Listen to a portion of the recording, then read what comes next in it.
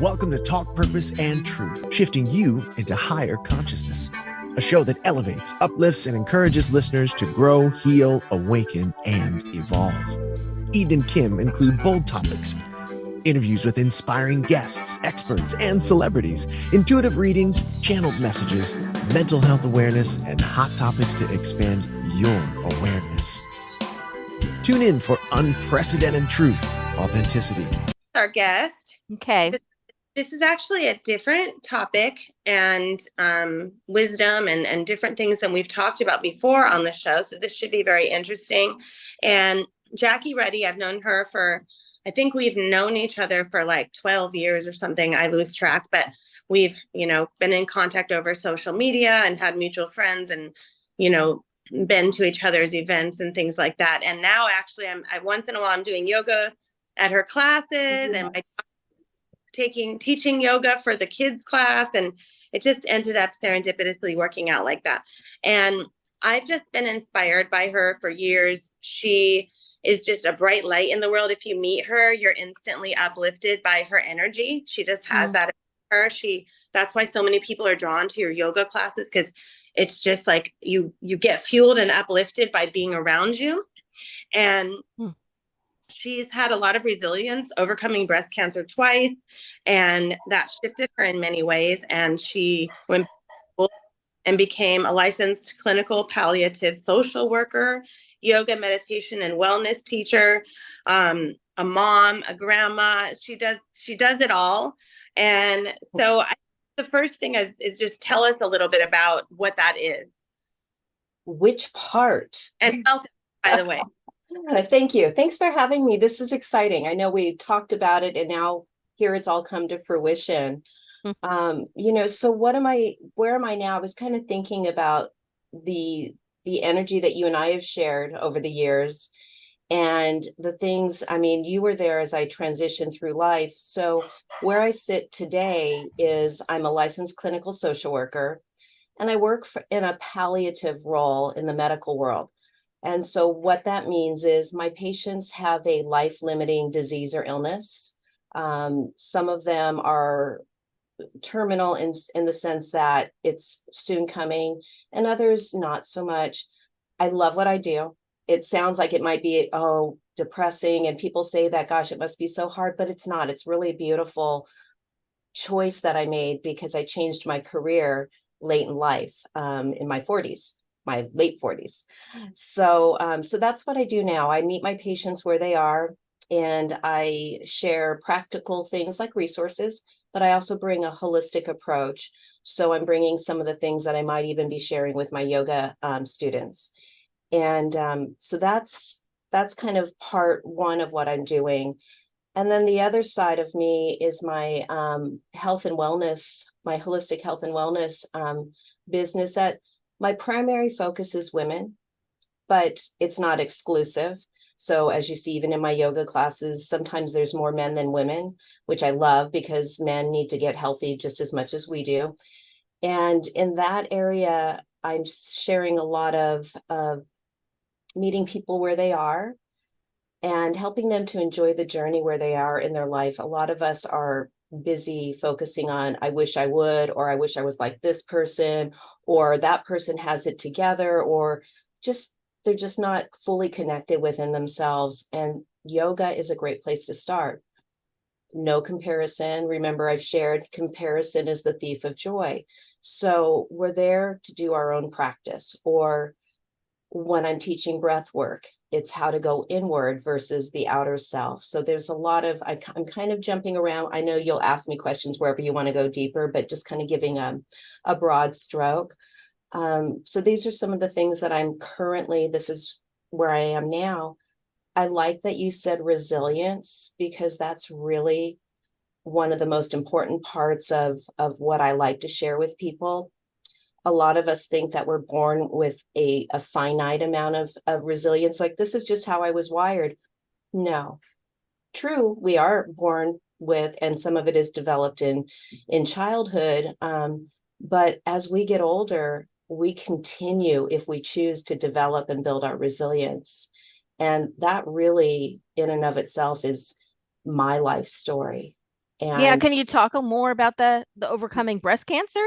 sure, I'll Yeah. even, I'll jump a little further back than that. I consider myself from garbage bag kid to USC grad.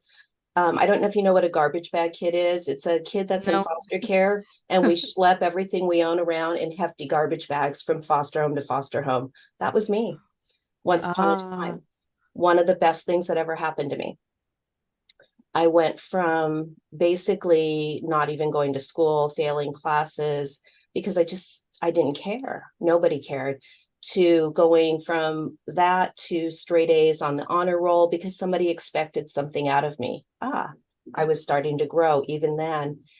And through those years, that's where a lot of personal growth and knowing that I wasn't a bad person, that I had something really good to offer. A lot of us aren't told that growing up, and we carry that with us into our adulthood. So I go back to that foster home, my foster mom being part of the impetus of where I am now. And then, so moving forward, I'm a mom. I have 4 kids. My youngest 2 are at home still. They're now 14 and 20. But when I went back to college at age 46, with a 2-year-old, almost 2-year-old son and an 8-year-old son, 1 month into my first semester, making this decision to go for where my heart was to become a therapist, I was diagnosed with breast cancer. Mm. I was not working. I was, as I said, a single parent. And now I was facing breast cancer. And it was, needless to say, a challenge. I stayed in school that first semester and I got an A. I have to share that. Got an A. I got Okay, A's. that's important. And because I was like, this is what I'm doing. If I'm going to do it, I'm all in, both feet, 100%. The semester ended. I had a mastectomy. And 2 weeks later, I was back in school full time, Wow. carrying 14 units. And I share that because I had several friends that said, well, what if you have chemotherapy? Shouldn't you take a break? And I said, well, I just took like, I don't know, 15, 20-year break. No, I'm not. If I have chemotherapy, I'll figure it out.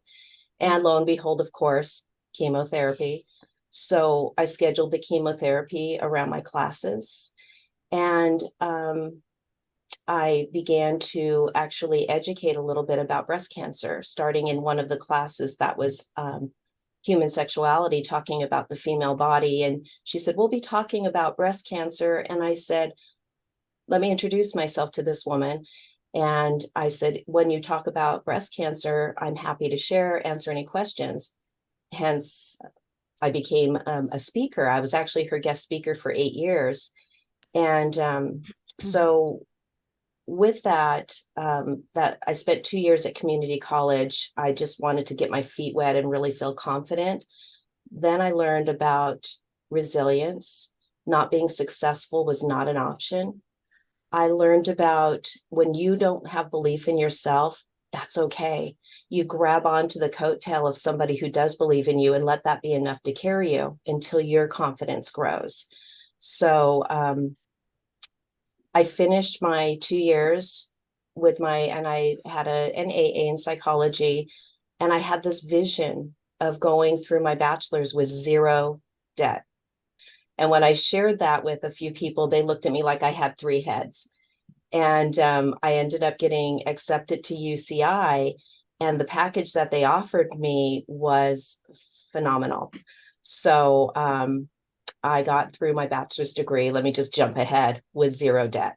So I managed everything. My job became finding scholarships. Again, resilience. I needed to provide for my kids. I wasn't using state services.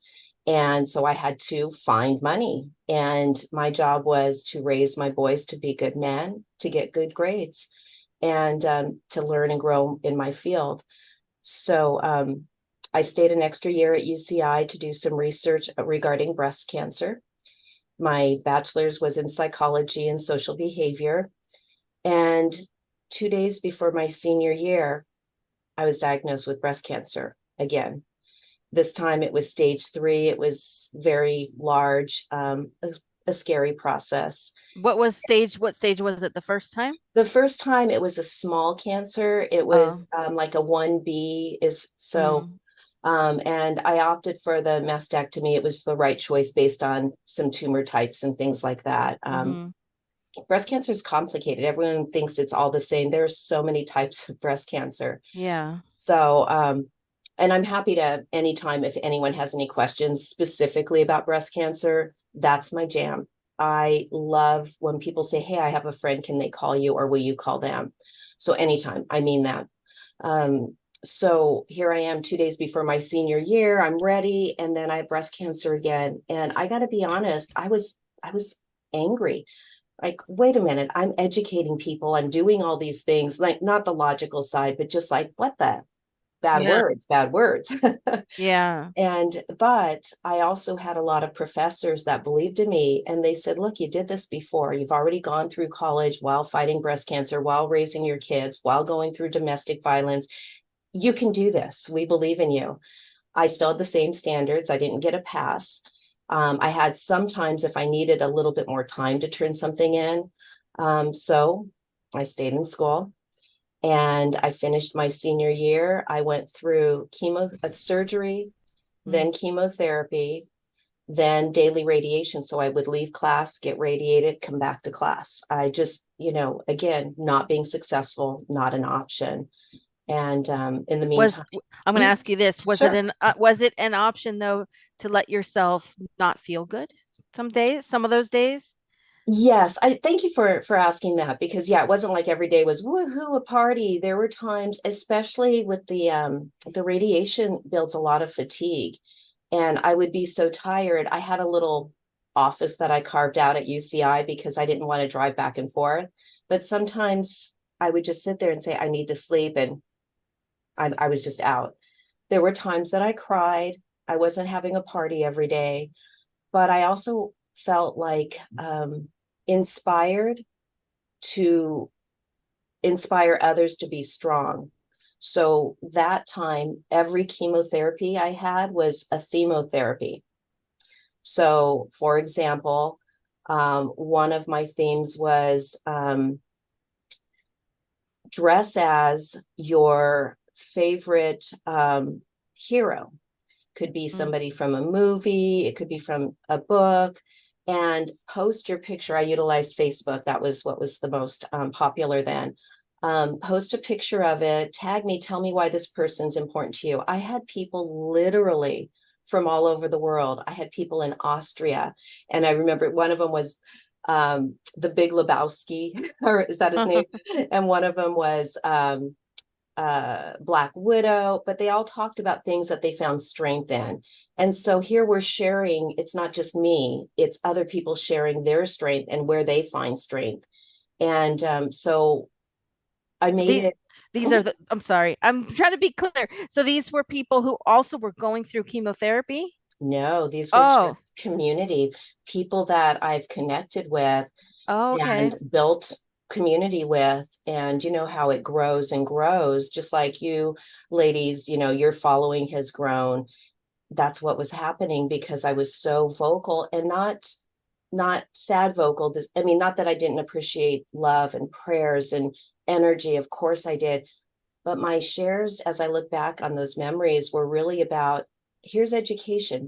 Ask me anything. It's an open book. Ask anything because I wanted to take some of that. Well, not some, I wanted to take the fear out of cancer. And you Mm-hmm. don't normally go up to somebody and say, hey, so did they cut off your breast? Like, I mean, and I know that sounds crude, but really, I mean, there was even a time that I did show my, not publicly to everybody, but because somebody who was going to have a mastectomy was so afraid. And I said, let me show you what it looks like. It's not that bad. So that's Yeah. it became not me, Jackie's going through cancer, but Jackie's sharing this journey. And it was personally empowering. That helped me get through. And it helped my kids get through. Wow. So I'll pause. I'll take a break. Should I anything on that? It goes on, but I could keep talking because I'm all fired up. Well, I just want to say I comment on, it's really you sound like you were very determined and strong to just move through it all. Mhm. But at the same time, I was I think our audience also needed to hear that the side, I don't think it's a weakness to have to not feel good, to acknowledge how you feel. Yeah. So it's strong all the way around. Yes.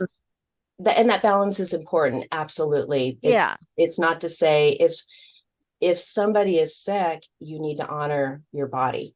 You have Yeah. the flu, you need to stay home, rest, hydrate, eat, all the things. You have cancer, you have side effects, whatever it is. Definitely, I wasn't a martyr. I don't want anyone to be a martyr.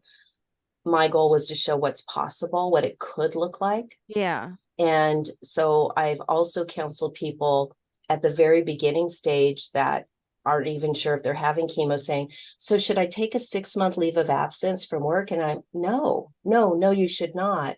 And the reason I say no, unless it's medically, your body says so, is if you plan to be home and you don't do anything that was like me going to school or going to work, whatever it is, you have nothing to do but sit home and be sick and look for side effects. You're not that you're meaning to, it's just your natural instinct. And I see that a lot.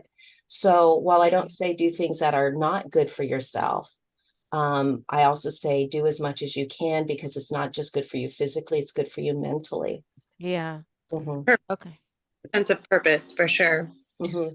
Yeah. And inspiration, it's like, I think I don't know if you felt like this, but like all the different things I've been through with health issues, I've had periods of guilt, like, oh, I wasn't on enough or good enough as a mom because I was a mess and I couldn't do stuff. And, but I've realized that, like, just watching them and how they react to me, that I was a strong example to them of like how to be strong in times of like chaos. You know what I mean? Mm-hmm. And it is a good example to your kids. Like, they're like, wow, my mom's just a badass and she, pushes through no matter what. Like, imagine how that's going to impact them even more in the future, Right.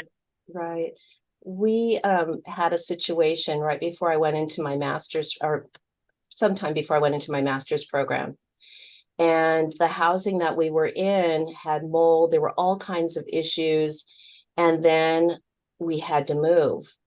And we didn't have, now I have friends, so it's not like, oh gosh, I had no friends, nowhere to go. But I was a mom with 2 sons. So you don't just couch surf when it's a single person, you can do anything. And I remember we were actually planning to move to the car. I know that sounds very extreme, but my thinking was this: that's consistent. We can shower, we have friends, we have places to be, but we're not imposing on anyone. And it sounds so foreign because it's been so many years, but that was the decision. But I talked to my boys, and my boys are like, Mom, we trust you. Like, we know we're going to be fine, whatever we do. We didn't end up moving into the car. Mm-hmm. The universe opened up, a perfect opportunity showed up. But I didn't just jump on it. I waited out, I'm very intentional. And that's been part of this journey too, is becoming more intentional with how I use my time, where I spend my time. And so we did move there. Sometime later, a friend said, how are your boys? And I thought, oh my gosh, how are my boys? So I talked with my oldest son. And when I say oldest, I mean the boys that are home. And I said, how are you doing? And he said, Mom, I love this so much. He said, you don't freak out about stuff. And so it makes it easy for us to not freak out about stuff. Mm-hmm. Perfect. Yep. So even the thought of moving into the car, nobody was crying. We weren't going, oh my God, we have nothing. It was going to be a thought out decision. And each step of the way, that's what they're learning, is to be very intentional, to use resources that are there, to not be afraid to ask for help, which I've done a lot of, and but be of service and offer help even though you're in a challenging place. So I found time to volunteer, my boys along with me, lots of different opportunities, or speaking or what have you. So a lot of balance. Mm-hmm. Yeah. And I mean, to admit that and to realize that people can be in that place, like, you know what I mean? Like, sometimes, like, I just spoke at a homeless shelter last weekend, and this beautiful woman with so much wisdom and single mom, she's like, I didn't know I'd ever end up, like, I couldn't believe that I ended up in this place, but I just got behind on bills and like I had no one helping me and my family doesn't have money. And so now she's climbing back up, Right. But it could happen to anyone, Absolutely. And that's the thing. I mean, it's okay to grieve that place, It's okay to be humble in that place, not humility or humiliated, but humble. That's okay. It's humbling for sure. But it's not where you have to stay unless you choose to. And again, that's why I'm all about choice. I chose to pursue what I was pursuing. I had few people that said, why you have no money? What are you doing? Why don't you work? And they didn't understand based on what my income earning ability was at that time. It would take me working 3 jobs to pay the child care. My child was still in diapers, to, all the other child care, to maintain the car that would have to go to work, to buy work clothes. I mean, there were so many things that people don't get it. They think, oh, you just go get a job. Now, I did that. I'm just going to kind of go way back. With my older 2 children, I was a single mom then. I worked 3 jobs. I did it. So I actually had the experience. It wasn't me just figuratively saying, I don't want to work 3 jobs. I worked 3 jobs. I worked full time in a law firm. I worked 3/4 time in a restaurant bar, cocktail waitressing after I got off my day job. And then I created my own business. I fell asleep and totaled a car.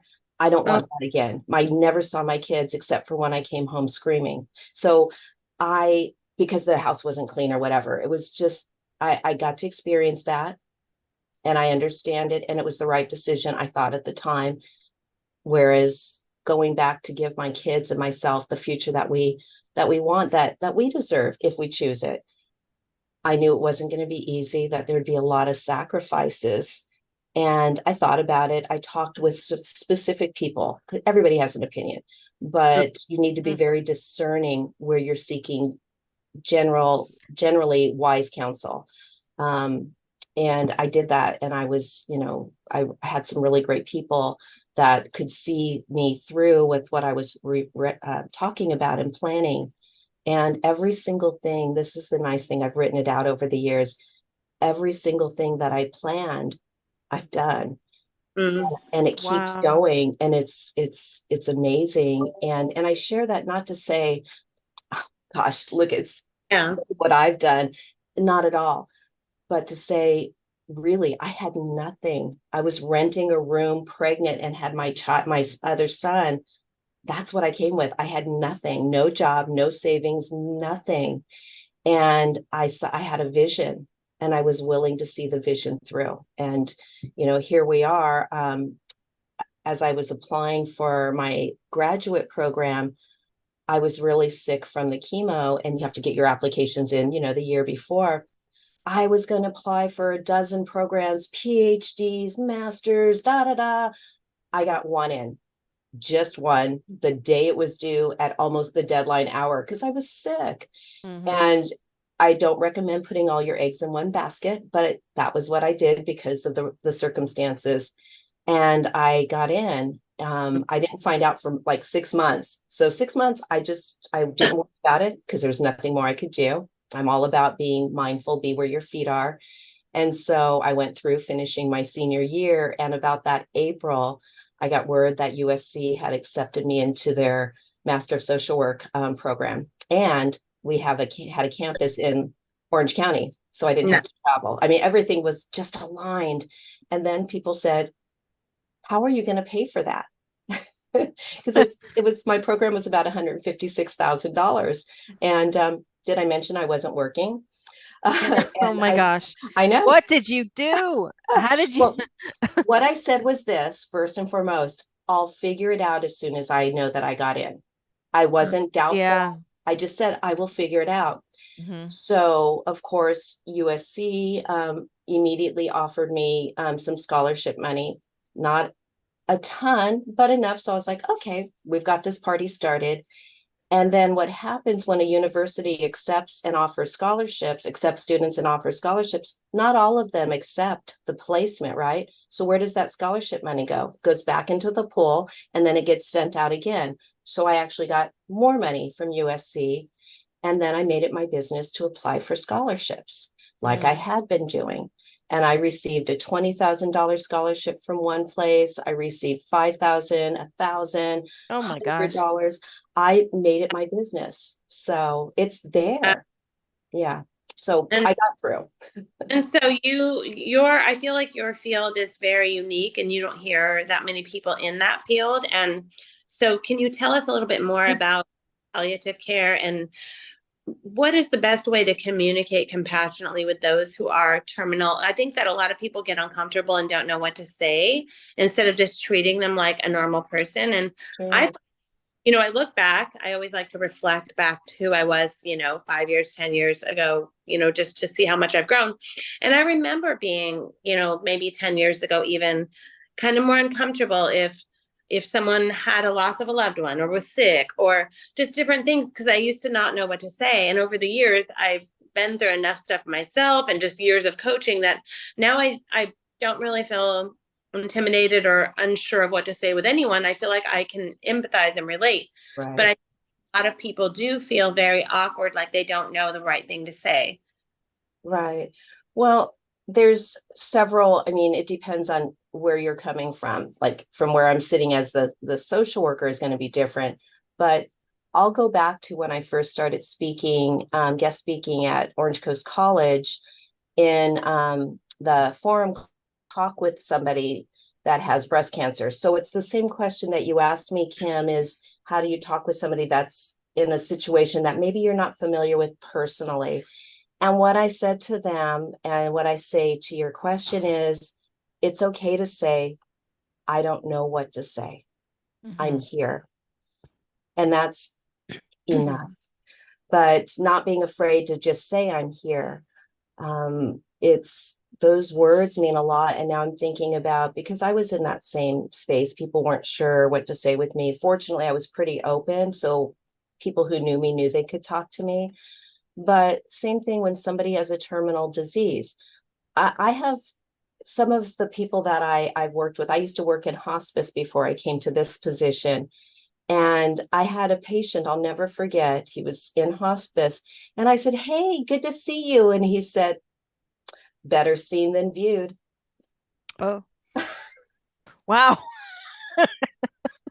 Well, I say that sometimes. I mean, but again, it just depends. So you're also gauging the person. Some people aren't ready to talk about it, accept it. I talk to people, my patients, about hospice, even if they're not ready for hospice, they're not appropriate for it. And I tell them, I'm not saying you're appropriate for it, but I know that you're going to hear it at some point, and I want to take away the fear and I want to take away the misinformation that you probably have, as most of us do. And so then I explain exactly what it is. Yeah. And as I explain it, I could, if I'm face to face, I could see that some of that resistance melting, because it's a beautiful program when it's appropriate. I've had a patient who had stage 4 breast cancer, metastatic breast cancer. When I met her, it was 5 years after she had become metastatic. And she had told me that one of the doctors, when they told her she had metastatic cancer, gave her 3 years. Well, first, I don't understand how that would come about, but I said, so it sounds like you've been waiting to die for 5 years. And she said, yeah. I said, okay, here's what we're going to do. You are going to die. And I just stopped and let her hold on to that, because that's where she'd been living, but not today. So here's our choice. If you want to live the rest of your life dying, I will be right here with you and I will support you. If you'd like to try something different and spend the rest of your life living, I've got some ideas. But whatever you decide, it's your choice and I'm with you. That's a good one. Yeah. And what was beautiful is she registered for a class that she'd always wanted to take. She was making some personal decisions. Now, her life didn't just, change overnight, but little by little, as we met, because I have the opportunity to see patients for therapy as well, as we were meeting, she was trying little things. And sometimes we'd stay the same, sometimes maybe back, but the beautiful growth was amazing. So it's okay to challenge people, to push them. It's okay to talk about it. Yeah. Yeah. It makes people, it's okay for people to be uncomfortable too. Yeah. That's what it is. Yeah. Yeah. Thank you for listening to Talk Purpose and Truth podcast. Find out more at talkpurposeandtruth.com. And follow us at Talk Purpose Truth on Instagram and Facebook.